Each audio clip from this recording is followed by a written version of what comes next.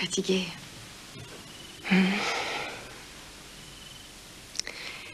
J'ai l'impression qu'il y a déjà un siècle que je suis allée à Wilga. Je croyais vraiment que j'allais retrouver Adam. Est-ce que Bowman a essayé de te dissuader et de te faire peur comme lorsqu'il est venu ici? Non. Je suis sûre que Bowman n'est pas le seul en cause.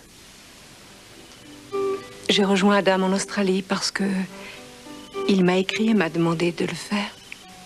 Tout comme lorsqu'il m'avait demandé de le suivre en Californie.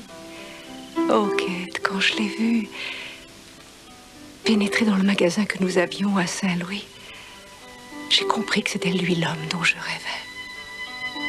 Débordant d'espoir, de projets, d'utopie. Il voulait m'épouser et m'emmener au bout du monde.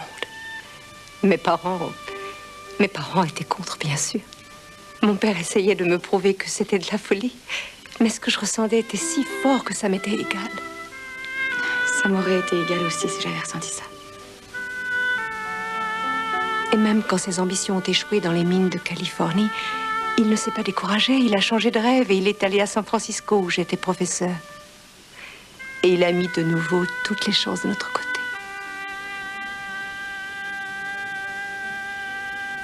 C'est cet homme qui m'a demandé de venir le rejoindre ici.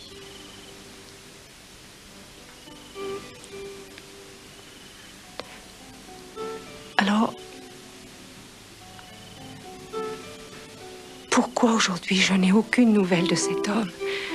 Pourquoi m'aurait-il demandé de venir jusqu'ici si c'était pour ne pas se montrer? Je suis si inquiète. Je voudrais juste savoir ce qui se passe. Maggie, ce serait malvenu de te dire que tu ne devrais pas t'en faire et que ce silence est vraiment naturel.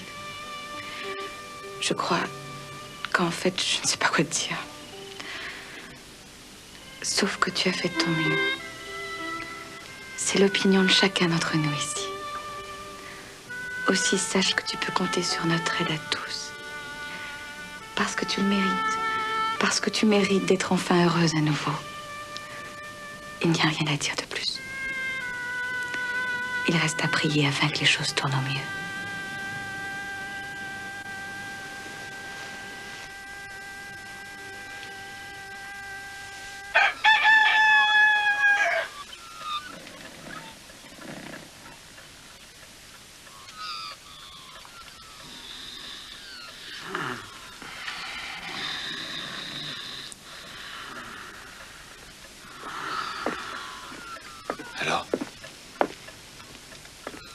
Où en est Jack? Il s'est endormi et la fièvre est descendue. Nom d'un chien. Non, vous en êtes sûr? Une fois que t'as réussi quelque chose... Vous n'allez pas recommencer tous les deux. Si on prenait un petit déjeuner? Mon médaillon! Mon médaillon, il a disparu de ma chambre. Ce n'est pas possible, Madame Philippe. Vous avez bien cherché? J'ai tout mis ça en dessus-dessous. J'ai fouillé partout. Mais c'est impossible. Que ce soit possible ou pas, on me l'a volé. C'est un abus de confiance. C'est un scandale. Et je sais qu'il l'a volé.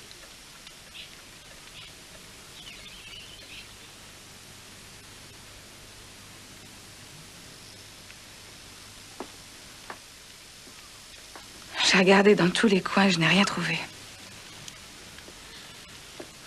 Sam, cette Madame Phillips a porté une grave accusation et tu ne t'es même pas défendu. Pourquoi? De toute façon, vous me prenez pour un voleur. Elle dit qu'elle t'a trouvé dans sa chambre et que tu fouillais dans ses affaires. C'est vrai? Je venais juste jeter un coup d'œil. Moi, je te fais confiance et tu le sais. Je veux croire que tu ne m'as jamais menti. Est-ce que j'ai raison? Ouais, t'as raison. Regarde-moi bien dans les yeux. As-tu pris ce médaillon, oui ou non? Non. Venez, Kate.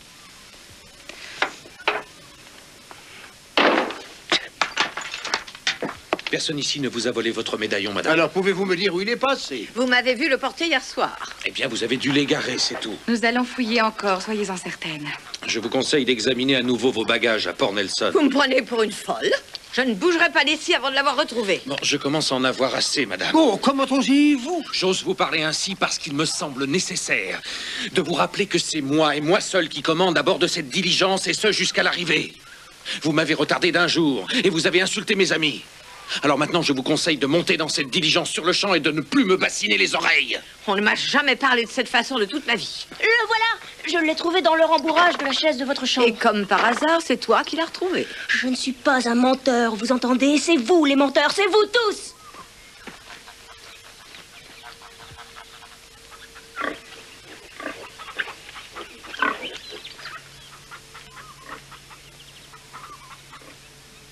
Va-t'en. J'ai le droit de rester là?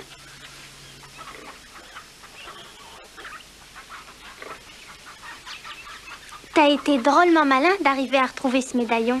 Qu'est-ce qu'il y a? Tu ne me crois pas? Non, il aurait fallu que tu découpes la chaise. Je connais le petit trou qui est en dessous parce que j'y ai perdu des pièces. Et alors?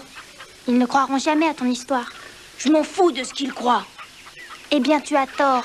Tu aurais dû entendre comment oncle Conway a pris ta défense. Et Kate aussi. Ouais? Oui. Tu devrais maintenant savoir que tu as une famille et tu devrais cesser de te plaindre. J'avais jamais cru que j'avais une famille jusqu'à présent.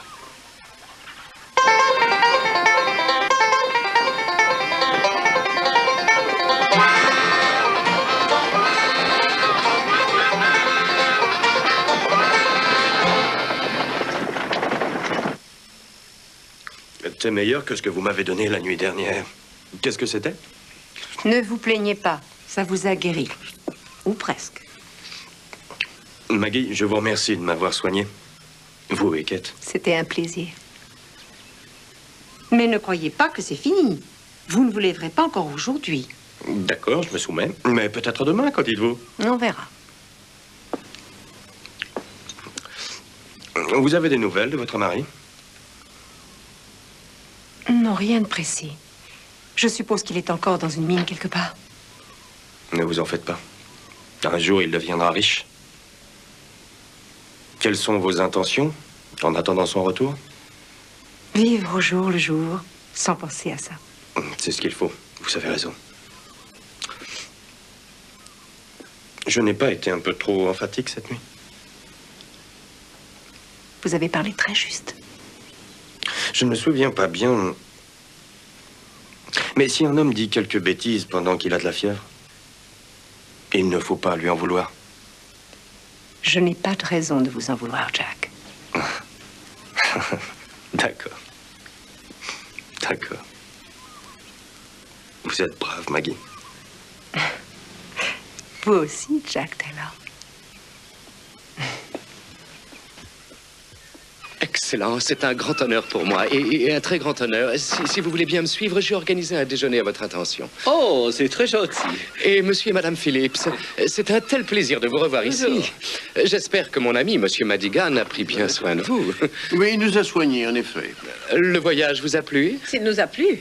Du début à la fin, ça ne fut qu'un enfer, à commencer par l'hôtel de Wilga, au-dessous de tout. Ensuite, la route dans la montagne, un vrai cauchemar. Et enfin, le bouquet Five Mile Creek. Baliverne, chère madame. Vous dites des balivernes. Et en vérité, c'est tout ce que vous avez dit depuis notre départ de Sydney. Non, Travers, Le voyage dans la montagne fut magnifique. Je n'ai rien vécu de plus excitant et de plus imprévu. De plus, le garçon qui est là est un très très bon cocher. Quant aux rencontres que nous avons faites, fascinantes, de plus quel réconfort que de voir tous ces braves gens du peuple en train de lutter contre l'adversité et de déplacer les frontières, tout ceci au nom de Sa Majesté la Reine. Bravo pour l'idée géniale que vous avez eue de me conseiller de faire ce voyage, monsieur Withers. J'ai hâte d'en rendre compte au gouverneur. Je voulais vous dire, monsieur... Non, madame, vous n'avez plus rien à dire. Le problème avec vous, c'est que vous n'avez aucun sens de l'aventure. Bon, alors, monsieur Withers, où est donc le déjeuner en question?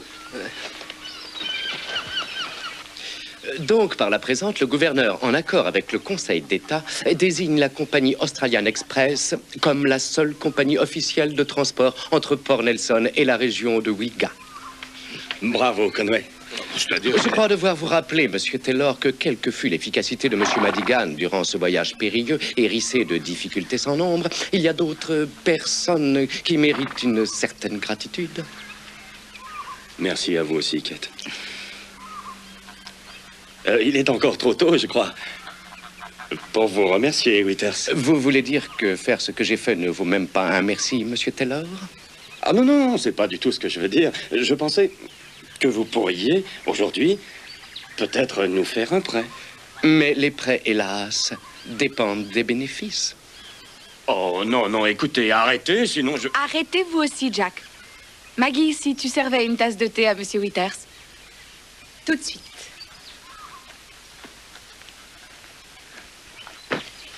Et les gars, vous venez aussi? Non, non, ils doivent détacher et nourrir les chevaux. Et où tu vas, toi, le moins que rien? À l'intérieur, avec les autres. Nous, on est des gardiens, on est payés pour garder. Peut-être bien qu'on est des gardiens, mais toi, tu gardes les chevaux, tandis que moi, je garde les sièges dans la maison.